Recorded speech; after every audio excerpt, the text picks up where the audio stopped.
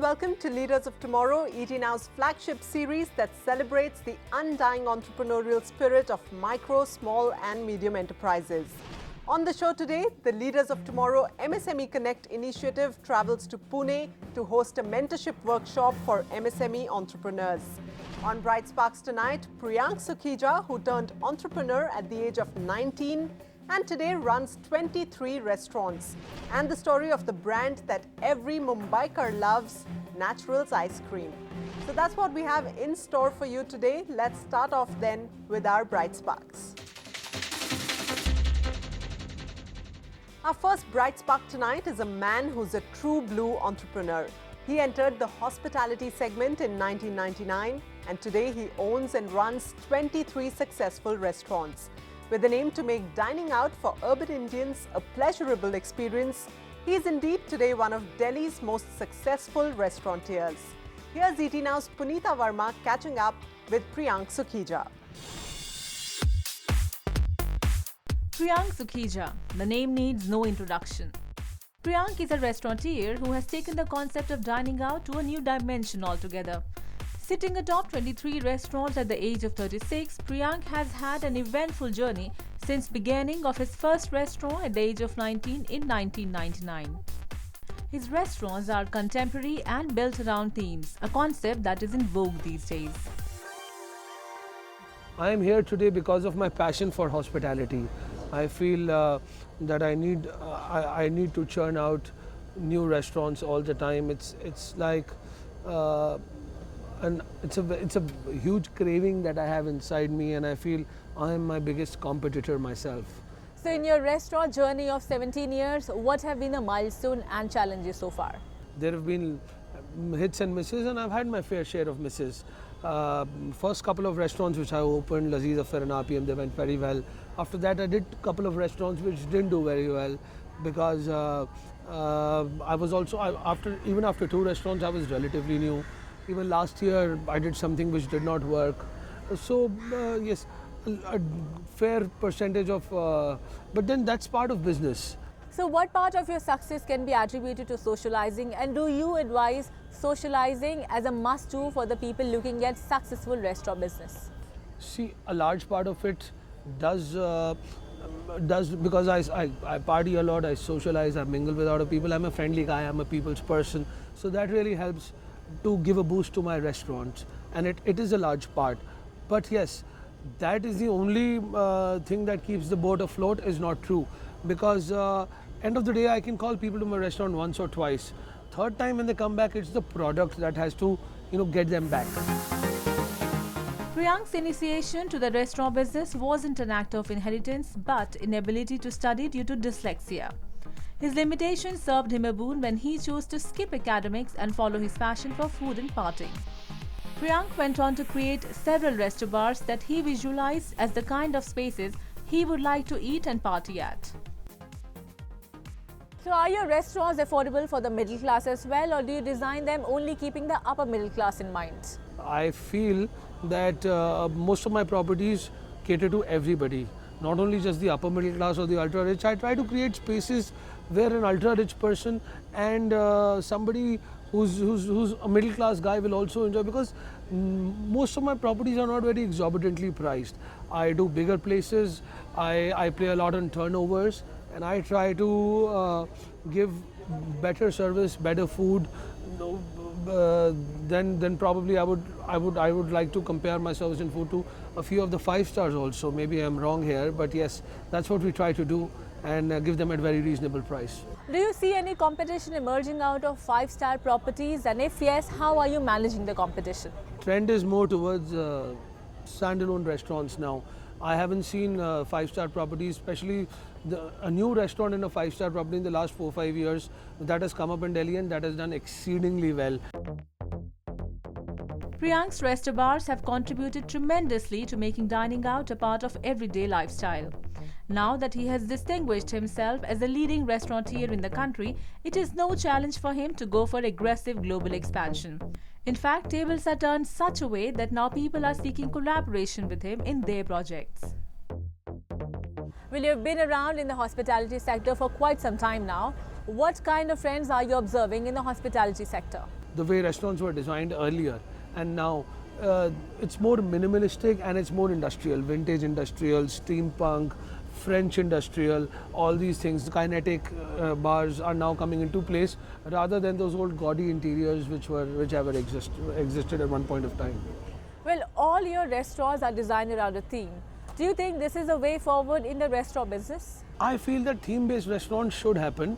I do try to give a lot of theme-based restaurants, but I don't think that overdoing a theme is the right thing. You have to do everything, but sometimes less is more.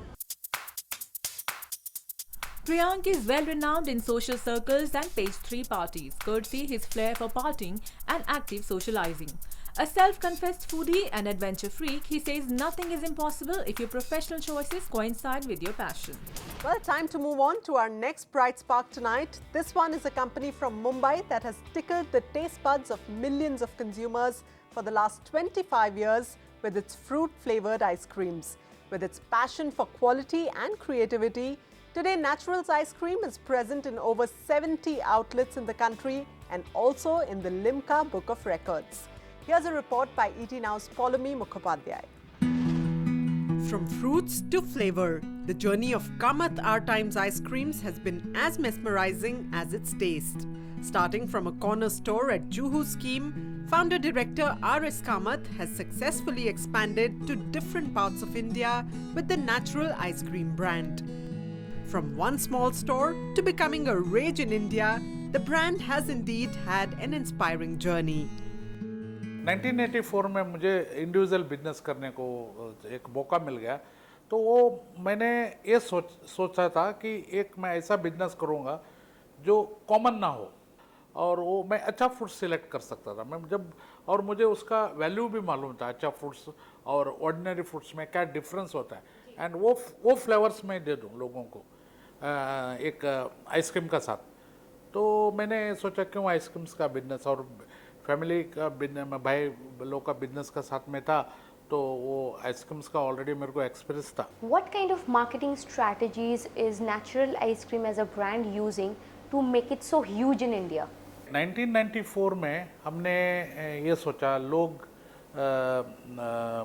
पूछने लगे मेरे को कि आप franchise देते हैं क्या हम लोग डाल सकते हैं आइसक्रीम्स का और फिर मुझे ये भी लगा रोड में ट्रैफिक होती थी और बहुत 1984 10 साल के अंदर बहुत मशहूर हो गया बॉम्बे के अंदर तो बहुत लोग आने लगे आजू बाजू वाले का कंप्लेंट्स तकलीफ आरटीओ का प्रॉब्लम्स ये मैं सोचा कि अगर इसको रश कम करने के लिए मैंने सोचा क्यों ना मैं दूसरे को भी दे दूँ।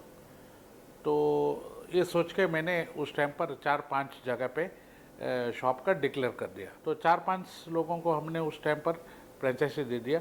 अभी हमने 120 ऑल ओवर इंडिया में फ्रेंचाइजी दिल्ली में भी खोला है और फिर हम लोग ने नया कंपनी में भी खोला है। अभी कंपनी ओन भी आइसक्रीम का शॉप्स पार्लर भी डालते हैं। Mr. Kamath, what is the future vision for Natural Ice Cream? Where do you see your company in the next 5 to 10 years? अभी हम लोग ने ऑलरेडी जो हम लोग ने सीपी में एक्सपेरिमेंटल करके हम लोग ने 5 शॉप खोला है कंपनी ने। तो सीपी में हम लोग ने दिल्ली में जो डाला है 2500 स्क्वायर फीट का वो वहाँ बहुत अच्छा चल रहा है। मतलब we can't handle the crowds. 5 साल में हम लोग कम से कम 300-350 करोड़ टर्नओवर्स का ये सोच रहे हैं। Competing with global giants in the ice cream sector, Natural Ice Creams has made a brand entity of its own. With innovative flavors as the USP, Natural is one of the few made-in-India ice cream brands to top the sales charts. Add consistent quality to that and the brand stays far ahead of competition. See, in general, if you see in our shop floor, you don't require a skilled employees. The layman can be hired and you can train them and make it work on the job. But in front end, where you require a lot of employees, okay, in that case, we require a skilled employees, skilled managers, you can say, where we create employment for unskilled employees, okay, where he will be a scooper, that way, he might be a waiter, that way. Yeah. And there is a lot of scope in our front end this thing than the manufacturing part. With innovation in its tubs and confidence in the mind, Kamath Our Times Ice Creams has made sure that the queue outside its stores grows at the same speed as the number of ice cream stores it launches. No doubt then that the brand Natural is on a fruitful journey to capture the taste buds of its ever-expanding customer base. So that was Naturals offering delicious fruit-flavored ice creams to its consumers. Let's take a short break at this point. On the other side, we'll bring you snippets from the Pune chapter of the Leaders of Tomorrow MSME Connect initiative. Stay with us only on ET Now.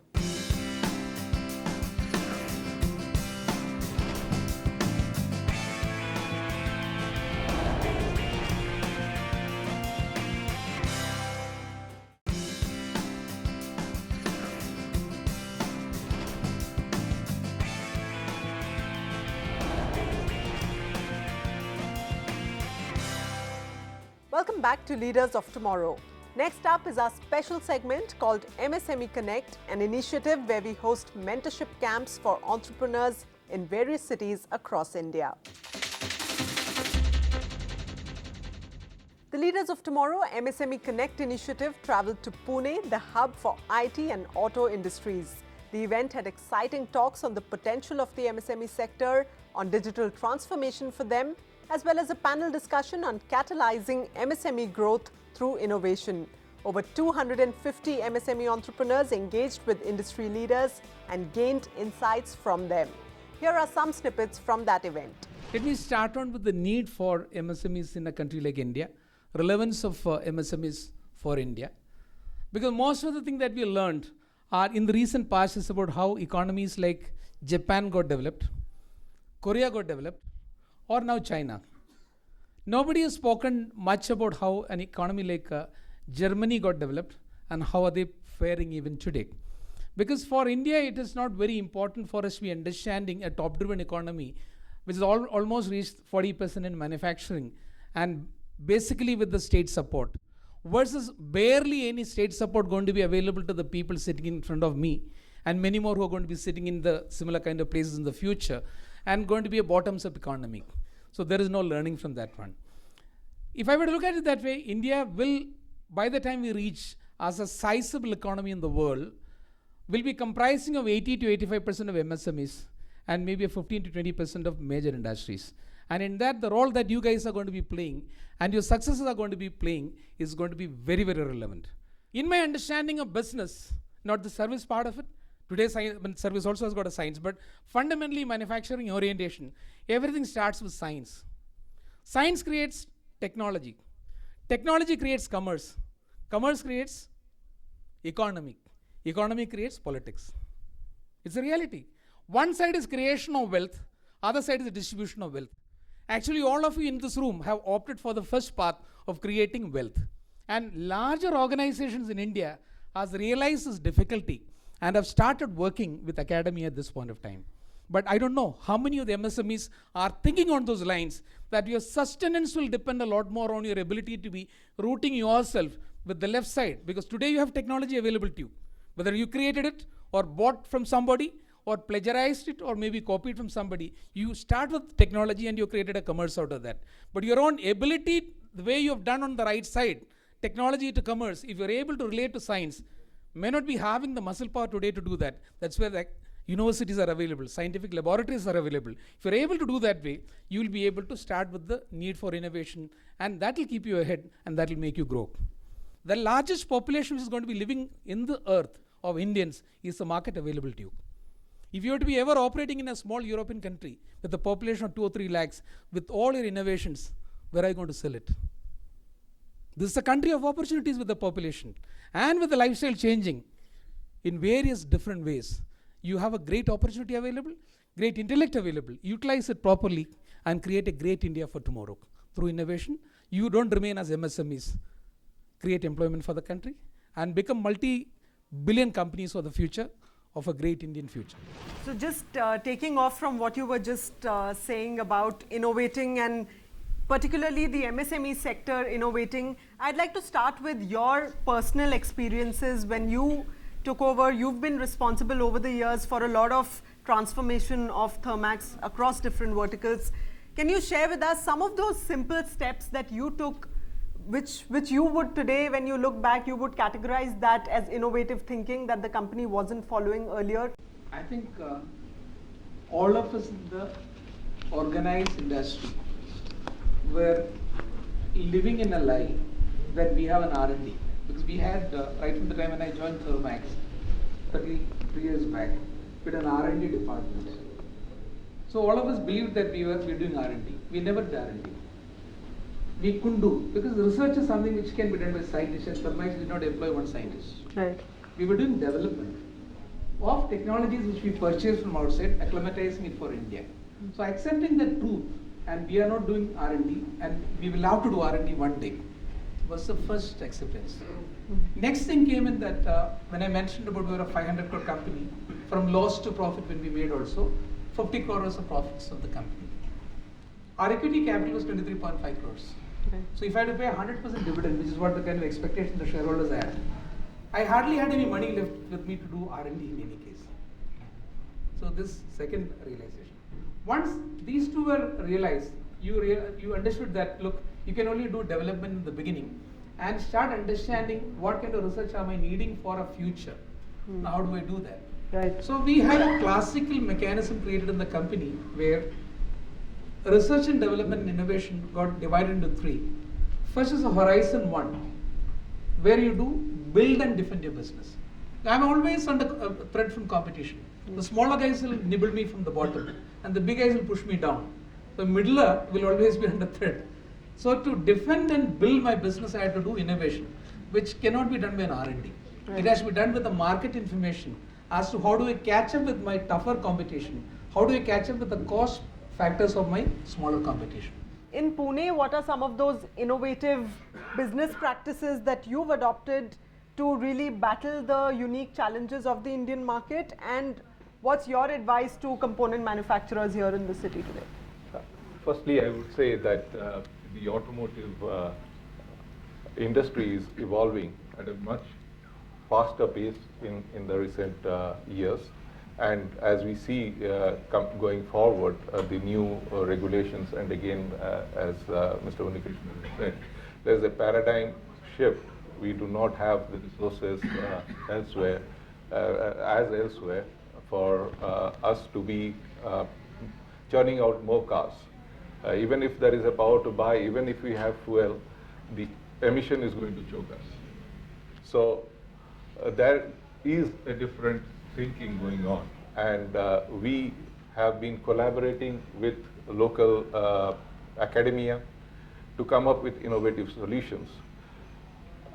We have realized, as a global company, we do have solutions existing, and the easiest process would be for us to copy that and implement it, paste it in India. However, I do not think such copy and paste examples work. For us to survive, we also have local competition actually at our heels. And the way we are overcoming that is working with the MSME sector in doing both capital projects as well as reworking on the optimization of the components or the solutions that we have existing in our parent. So, Mr. Deshpande, one of the areas that we've found over the years that MSMEs desperately need innovation in is that of creating a fabulous customer experience.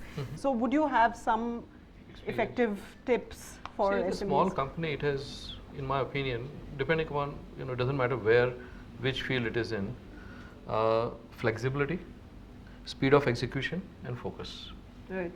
So if I'm a small company and I'm, say, serving State Bank of India, right, versus a big giant company serving State Bank of India, I would deliver faster, I would be more flexible to change, and in today's time, hopefully we've faced issues, but in today's time, smart people work with smart people. So if you're small, you hire smart people you should be able to do that. So innovation will come with this. Innovation is actually, if you look at, I gave a talk yesterday at a college. Innovation is, as he alluded, is new idea, new process, new product. Right? That's all. That's all Oxford Dictionary says. It's as simple as that. So if you're innovating on anything, you should be able to service a set of customer, which is your marketplace. Right. So in the auto space, how are you building innovation capabilities with small companies? What we have seen, we are directly not participating in a cluster, but what we are doing is actively encouraging vertical clusters to develop their own technologies. A couple of things I would like to say before that is, in innovation, what we really are looking forward to today, young engineers, as we said, are looking at all disruptive technologies. But in the automotive, there will be disruptive technologies, there will be evolving technologies. And where we are looking at in encouraging is the evolving technologies. By that I mean, we are still very much into metal forming or metal cutting, but also we are looking at digitalization in a big way. Digitalization both in process innovation and as well as in product innovation. We are a mechatronics organization. Unfortunately, there is a demand today. I mean, every customer that we go needs a high level of localized components. Right. And we have a constraint of getting technological components in the local area. And we are continuously engaging with people to develop technology, first copying it, and then developing on their own the next generation of electromechanical or mechatronic products. And this has been an active, I would say, effort from our side. Well, with that, it's a wrap for tonight on Leaders of Tomorrow. Conversations around the MSME sector will continue throughout the week on ET Now. Feel free to get in touch with us at leadersoftomorrow@timesgroup.com or reach out to us using social media by just putting in the hashtag LOT or call us on the number flashing on your screen.